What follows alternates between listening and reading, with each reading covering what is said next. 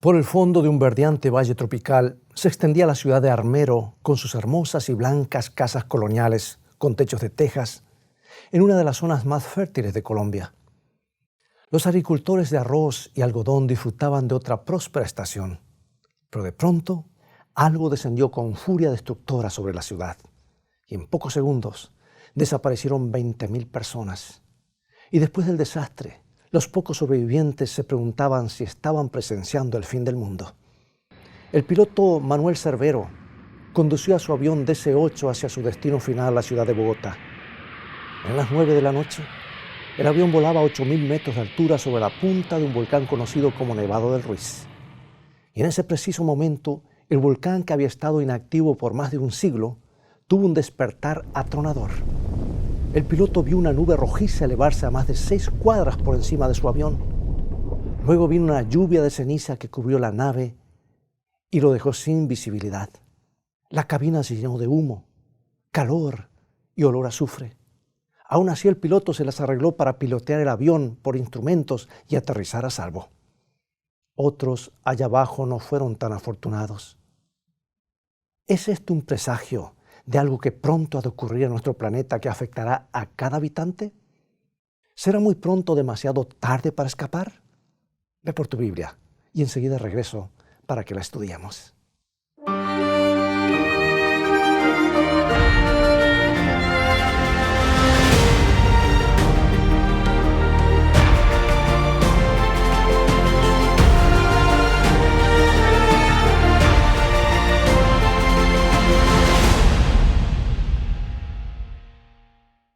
En la ciudad de Armero, al pie del volcán, el alcalde estaba hablando con un amigo radioaficionado. Al principio comenzó a hablar calmadamente de la ceniza y las piedras que estaban cayendo en la ciudad. De pronto gritó: «Espera un momento, creo que la ciudad se está inundando». Y esas fueron sus últimas palabras. Germán Acosta se encontraba durmiendo en su hogar con su padre y 4 hermanos cuando un aluvión de lodo arrasó con ellos. Germán oía cómo los enormes cantos rodados chocaban contra las paredes y las puertas de la casa. La familia corrió escaleras arriba para refugiarse sobre el techo. Pero mientras subían, una pared cayó sobre su padre, dejándolo atrapado. Con esfuerzos frenéticos en medio del lodo, los muchachos lograron rescatar al padre, pero pocas horas más tarde falleció vomitando sangre. Esa noche, Rosa María se hallaba en su casa con sus 2 niños. Lo primero que escuchó fueron retumbos de la tierra. Luego, según recuerda, el aire de pronto se volvió pesado, olía a azufre. Se escuchaba un rugido horrible que parecía venir de las profundidades de la tierra. Un torrente de lodo descendía hacia la ciudad. Rosa María escuchó cómo las casas de más abajo se desplomaban en la oscuridad. Afortunadamente su casa estaba en una colina. Tomó a sus niños y se subió al techo. Y bajo la pálida luz de la luna contemplaron horrorizados como el 80% de la ciudad se desvanecía ante sus ojos bajo una ola de lodo. Rosa dijo: parecía el fin del mundo. Más tarde los científicos reconstruyeron los hechos de esa noche terrible. El Nevado del Ruiz había lanzado 2 poderosas explosiones de vapor y ceniza a la atmósfera. Pero la erupción no fue de lava. En cambio, el intenso calor del material volcánico derritió la inmensa sábana de nieve y hielo que cubría el cono, y el agua comenzó a bajar por todos lados, convirtiéndose rápidamente en torrentes que arrastraron lodo, piedras, cenizas y escombros. La avalancha líquida se lanzó precipitadamente hacia los cañones a velocidades de cerca de 50 kilómetros por hora. La ciudad de Armero, situada junto a un río de ancho lecho, sufrió el mayor impacto de la corriente de lodo. En la mañana, los pocos sobrevivientes contemplaban un mar de lodo gris donde 20.000 familiares y amigos yacían sepultados. Armero simplemente había desaparecido debajo de la avalancha. Los sobrevivientes vagaban atontados. Era difícil comprender tan súbita tragedia. Para nosotros también es difícil comprender esta tragedia. ¿Qué significa? ¿Por qué sucedió? En la Sierra Norte del Perú se encuentra una de las más bellas ciudades de los Andes peruanos, la ciudad de Yungay, también conocida como Yungay Hermosura, por sus hermosos paisajes, clima y sobre todo su bella gente. Parecía un día común y ordinario. Perú y el mundo se preparaban para el partido inaugural de la Copa Mundial de Fútbol, Jules Rimet. ¿Te acuerdas de esa copa? Muchos posiblemente estaban entrenando sus nuevos televisores y las familias se habían reunido para presenciar el mayor espectáculo deportivo del planeta. Pero el mundo, y especialmente el Perú, recuerdan vívidamente lo ocurrido ese día 31 de mayo de 1970. A las 3:23 de la tarde, un severo terremoto de 7.8 grados sacudió todo el valle, causando que se desprendiera una mole de hielo del nevado Huascarán que cayó sobre lagunas glaciares generando una luz que descendió a 200 kilómetros por hora, borrando del mapa al pueblo de Yungay en un lapso de 3 minutos. Aquel día perecieron aproximadamente 22,000 personas de manera instantánea. Solo 4 palmeras y el cementerio quedaron en pie. Actualmente toda la zona sepultada se ha convertido en camposanto, cementerio, y se han colocado cruces en los lugares donde los familiares estiman que estaban localizadas sus viviendas, la de sus seres queridos también. Aquel día terrible, el ingeniero Mateo Casaverde, acompañado de un geofísico francés y su esposa, se encontraban en Yungay. Ellos describieron la catástrofe como sigue, y quiero leerla literalmente. Nos dirigíamos de Yungay cuando a la altura del cementerio de Yungay se inició el terremoto. Se podía advertir con mucha claridad la componente vertical de las ondas sísmicas, produciendo grietas sobre el asfalto de la carretera. Abandonamos nuestro vehículo prácticamente cuando el terremoto había terminado. Escuchamos un rugido de baja frecuencia, algo distinto, aunque no muy diferente del ruido producido por un terremoto. El ruido procedía de la dirección del Huascarán y observamos entre Yungay y el nevado una nube gigante de polvo casi color arcilla. Se había producido el aluvión. Parte del Huascarán norte se venía abajo. Eran aproximadamente las 3:24 de la tarde. En la vecindad donde nos encontrábamos, el último lugar que nos ofrecía una relativa seguridad contra la avalancha era el cementerio, construido sobre una colina artificial, una huaca preincaica. Corrimos unos 100 metros más de carretera antes de ingresar al cementerio, que también había sufrido los efectos del terremoto. Ya en atiné a voltear la vista a Yungay y en ese momento se podía observar claramente una onda gigantesca de lodo gris claro de unos 60 metros de alto que empezaba a romperse en cresta y con ligera inclinación e iba a golpear al costado izquierdo de la ciudad. En nuestra carrera sobre las escalinatas logramos alcanzar la tercera terraza, pero estaba obstruida. Allí encontramos un hombre, una mujer y 3 niños tratando de alcanzarla. Nos desviamos a la derecha, cuando como un golpe seco del látigo, una porción de la avalancha alcanzó el cementerio en su parte frontal. El lodo pasó a unos 5 metros de nuestros pies. El cielo se oscureció por la gran cantidad de polvo, posiblemente originado de las casas destruidas de Yungay.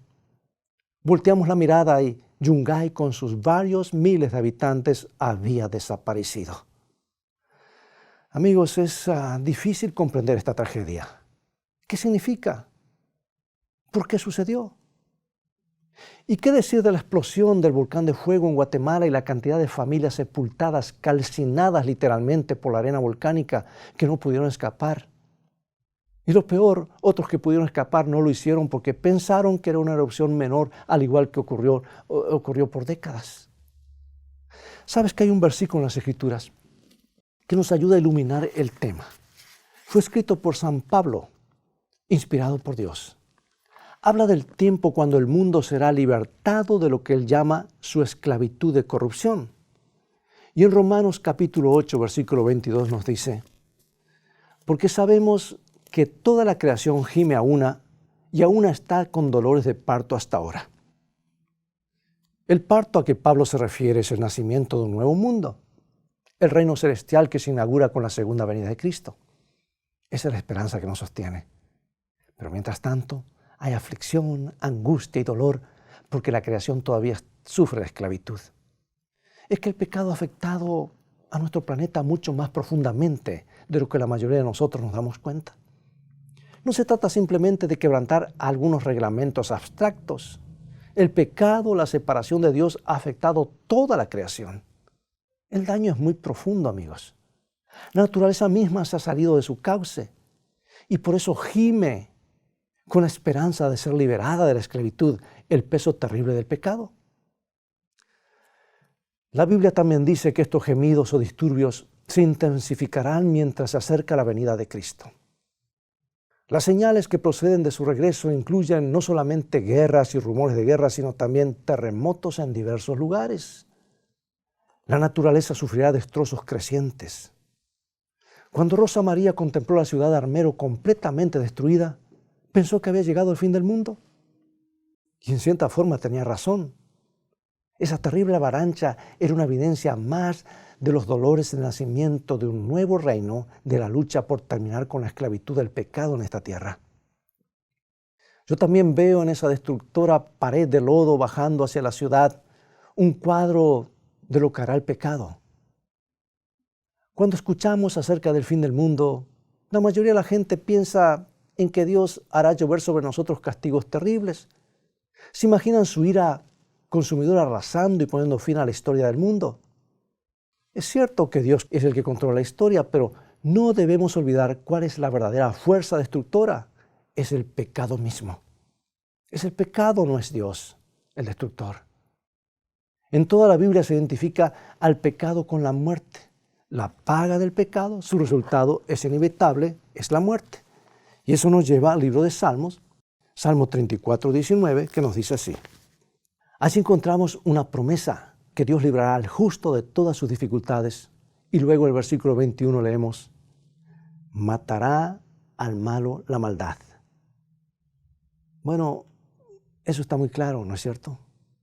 El mal es un destructor.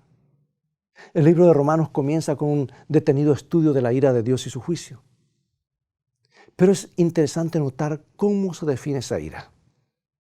En el capítulo 1 se menciona 3 veces que Dios entrega a los malvados.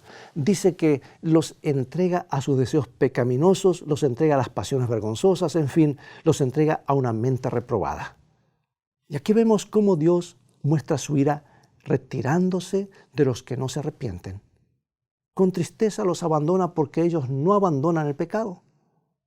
Y así cosechan los resultados, degradación y por fin la destrucción final. Pero amigos, aclaremos algo acerca del fin del mundo. El pecado es destructor. Solamente cuando Dios se ve forzado a retirar su mano y permitir el mal, entonces el desastre recae sobre nosotros. Amigo y amiga, el pecado es tan peligroso como el alud que sepultó a Armero y a Yungay. Es mortífero. Y nuestro mundo se está llenando de él. Pero a veces es difícil mirar el peligro. Por alguna razón nos inmunizamos, nos acostumbramos. Los negocios turbios son comunes, todos tienen un ángulo. Nos acostumbramos a ellos, la gente sufre a nuestro alrededor. ¿Pero qué podemos hacer? Nos acostumbramos a ello. Los comediantes presentan en la TV bromas sugestivas, todos se ríen y nos acostumbramos a ello. La Escritura nos pide que nunca nos acostumbremos al mal. ¿Escuchaste? Nunca nos acostumbremos al mal. Porque en ella se muestra el pecado como un completo desastre. Declara que el orgullo, la lascivia, la calumnia y la codicia son cosas de las cuales debemos huir. Debemos alejarnos. No conviene contemporarizar con ningún tipo de transgresión. Por supuesto, la mayoría de nosotros estamos de acuerdo con todo esto. Sí, deberíamos purificarnos. Sabemos que hay males que tenemos que enfrentar, pero un número alarmante de personas lo está dejando para después. Esperan una ocasión mejor, esperan hasta tener más edad, esperan algo que los empuje al arrepentimiento. Pero amigo y amiga, algo está sucediendo mientras esperamos, porque el pecado no se queda quieto, aumenta, se fortalece como una luz inmenso que va avanzando. Algo de lo más trágico en el desastre de Armero, de Yungay y de Guatemala fue que muchos de sus habitantes pudieron haberse salvado. Los científicos habían estado descubriendo señales que indicaban que el Nevado del Ruiz podía tener una erupción y que la ciudad de Yungay, que ya había pasado por la misma tragedia 2 veces, estaba en zona peligrosa. Los volcanes en Colombia y Guatemala habían estado soltando humo, uno de ellos un año antes del desastre. En 2 ocasiones el cráter escupió una lluvia de piedras y cenizas.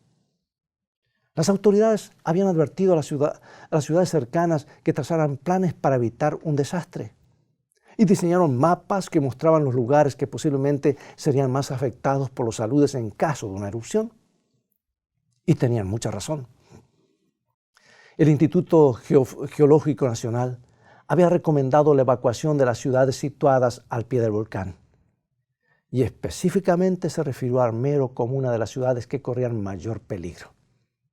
Se invitó a un grupo de científicos italianos para que estudiaran el asunto, los cuales presentaron un informe donde decían que se avecinaba una erupción extremadamente peligrosa. Y como resultado, las autoridades establecieron 3 grupos de expertos que enfrentaran esta amenaza. Uno para que controlara la actividad volcánica, otro que recopilara información en cuanto a lo que la erupción podía hacer, y un tercero para que formulara un plan de emergencia. Todo este trabajo se hizo meses antes de ocurrir el desastre. Se aceptó el peligro, se trazaron los planes preventivos, hasta se dibujaron mapas exactos de los posibles aludes. Y sin embargo, nadie estaba preparado cuando la ola de lodo arrasó con Armero. Los planos estaban todavía en el papel. Nada se había implementado. Nadie sabía con exactitud cuándo sería la erupción del volcán. Los habitantes insistieron en postergar la evacuación. Mucha gente sabía lo que deberían hacer y sin embargo nadie lo estaba haciendo. Nadie buscó terrenos más altos cuando llegó el desastre. Como lo describió un científico, él dijo: el volcán hizo erupción demasiado pronto. Demasiado pronto. ¿Cuánta tragedia encierran esas palabras? Al imaginarse ese mar de lodo que entró en esa ciudad, uno se pregunta, ¿vendrá el fin del mundo demasiado pronto para algunos? ¿Ocurrirá la segunda venida de Cristo demasiado pronto? ¿Lo será para los que se aferren todavía al pecado? ¿Lo será para los que posponen su arrepentimiento, para los que han decidido esperar un poco más? Si no buscamos terrenos más altos, seremos arrasados por la convulsión final del pecado en esta tierra, como fue enterrada en un mar de lodo la gente de Armero. No será suficiente poseer todos los mapas, conocer todos los peligros y hacer los planes correctos no será suficiente. Tampoco importará que sepamos todos los desastres que ocurrirán en los días finales. Lo único que importará será esto: haber escogido los terrenos más elevados de Dios. ¿Recuerda ese relato en que se encuentra en Génesis en cuanto a la huida de Lot de la ciudad de Sodoma? Sodoma había llegado a ser famosa por su decadencia. Toda la ciudad estaba saturada de mal. Y ese mal había comenzado a infiltrarse en la familia de Lot. Y cuando los ángeles llegaron para advertirles que Sodoma iba a ser destruida, ellos vacilaron, se demoraron. El pecado debe haber tenido una influencia hipnótica sobre ellos. Finalmente los ángeles tuvieron que tomar a Lot, su esposa y a sus 2 hijas para sacarlos de esa ciudad corrompida. Y cuando estaban en las afueras, los ángeles dieron este urgente mensaje. Vamos a Génesis capítulo 19, versículo 17. Escapa por tu vida, no mires tras ti, ni pares en toda esta llanura, escapa al monte, no sea que perezcas. Una luz de fuego descendía hacia la perversa ciudad de Sodoma. Lot tenía que buscar inmediatamente las alturas, tenía que actuar ahora. Era demasiado peligroso demorarse. El pecado es muy seductivo, amigos. El ángel les advirtió que no debían ni siquiera mirar para atrás, sino enfilar hacia arriba. Amigo y amiga, tenemos que actuar ahora, antes que descienda el fuego, antes que el volcán haga su erupción demasiado pronto. Y lo que debemos hacer es muy sencillo. Es lo mismo que recomiendan todos los discípulos en su predicación. Pablo resumió de esta manera lo que dice en Hechos capítulo 20, versículo 21. Testificando a judíos y a gentiles acerca del arrepentimiento para con Dios y de la fe en nuestro Señor Jesucristo. Sí, debemos arrepentirnos, alejarnos de los pecados que acariciamos y entregar nuestras vidas a Cristo. Hay que buscar el perdón de Dios y colocar nuestra fe en el Salvador Jesucristo. No hay terreno más elevado. ¿Hay algún pecado que te impide entregarte ahora? ¿Algo que no estás dispuesto a abandonar? No dejes que ese pecado te atrape. No te hundas en el lodo. Permíteme aclarar algo. No me refiero a los pecados que cometemos a pesar de nuestra entrega a Cristo. Porque arrepentirse y entregarse por fe a Cristo significa un cambio en nuestras vidas, pero no quiere decir que estamos libres de contaminación. Todavía tenemos debilidades, pero no nos aferramos a algún pecado rechazando el arrepentimiento. No nos aferramos a algo que sabemos que es malo. El arrepentimiento significa entregar todo a Dios sin retener nada. Abrimos nuestro corazón a Él, nos da su perdón, su aceptación incondicional y el poder para crecer. Esa es la lección que enfrentamos. Aferrarnos del pecado o aferrarnos de Dios. Y de esa elección dependerá nuestro futuro. Bueno, horas después de que el volcán lanzó la luz del lodo sobre la ciudad de Armero, los equipos de rescate trataban desesperadamente de salvar a los que aún tenían vida, pero estaban atrapados en el lodo. Un médico calculó que debe haber habido por lo menos 1,000 víctimas con vida atrapadas en los escombros de la ciudad, en esa espesa materia pegajosa y gris de unos 2 a 4 metros de espesor. Y en la confusión algunas víctimas fueron encontradas y perdidas de nuevo. A un hombre que luchaba desesperado entre el lodo y las vigas de madera con el agua que casi le llegaba al cuello, lo perdieron y lo volvieron a encontrar 3 veces. Se necesitaron 3 horas para desenterrarlo. La mayor tragedia fue que no se pudo rescatar a muchos que no pudieron aguantar el tiempo necesario. Algunos murieron mientras los rescatadores trataban desesperadamente de liberarlos. Una niña de 13 años quedó enterrada hasta el cuello en el lodo por más de 2 días, mientras los voluntarios trataban de retirar los escombros que la rodeaban. Finalmente, después de 60 horas de inútiles esfuerzos, la angustia fue demasiado. El corazón de la niña simplemente dejó de palpitar. Una tragedia que destroza el corazón. ¿Quién puede imaginarse la pérdida que nuestros hermanos colombianos deben haber sentido? Y para concluir, amigo y amiga, ese desastre nos habla de uno mayor que descenderá a nuestro planeta. Nos recuerda la avalancha final del pecado que resultará en la pérdida eterna. No esperemos tiempos mejores. No seamos sorprendidos acariciando algún pecado. Cuán trágico sería perderlo todo cuando el rescate está tan cerca, cuando los terrenos más altos de Dios están al alcance de nuestras manos. ¿Por qué no te entregas a Dios? ¿Por qué no entregas tu vida sin reservas ahora mismo? No hay tiempo mejor. No te demores. Simplemente abandona tus pecados y coloca tu fe en el gran rescatador, el Salvador, Jesucristo. Acompáñame en oración. Padre, reconocemos que el pecado es algo serio. No queremos quedar sepultados bajo él. Queremos permanecer en tus terrenos elevados desde ahora hasta el fin. Queremos estar listos cuando la tierra tiemble por última vez. Te queremos confesar nuestra pecaminosidad ahora mismo sin esconder nada, sin dejar nada. Y acéptanos como somos, pero también aceptamos tu sacrificio hecho en nuestro favor y colocamos nuestra fe en tu muerte por nosotros, oh Jesús, y también en tu vida por nosotros y lo que estás haciendo ahora en el santuario celestial. Gracias por tu perdón y aceptación. Ven a reinar en nuestras vidas, desde ahora y para siempre. Amén.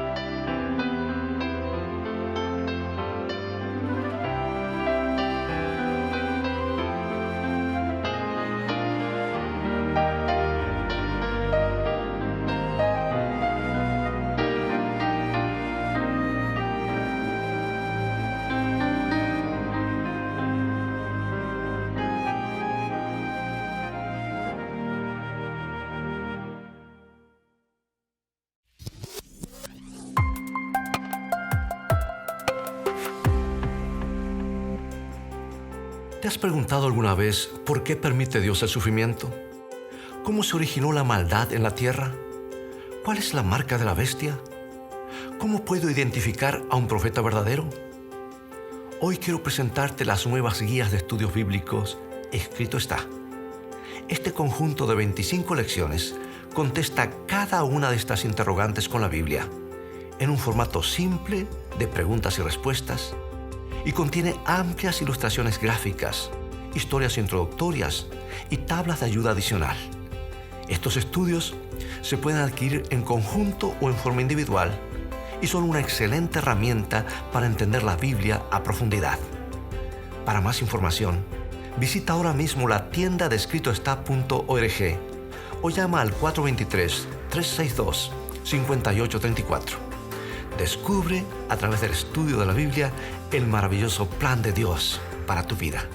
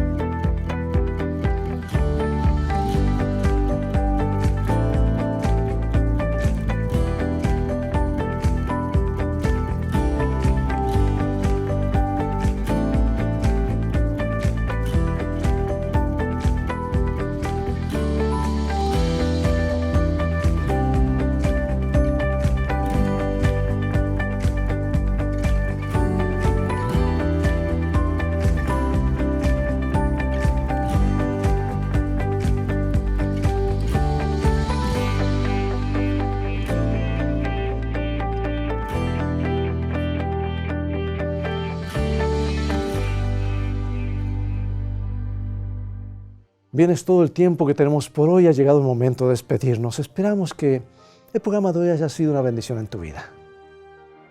Te invito a continuar estudiando. Visítanos en nuestro sitio de internet, escritoestá.tv, donde podrás obtener una variedad de materiales y estudios bíblicos, como también podrás ver los programas anteriores. Dios te bendiga y te guarde, y recuerda, escrito está, no solo de pan vivirá el hombre, sino de toda palabra que sale de la boca de Dios.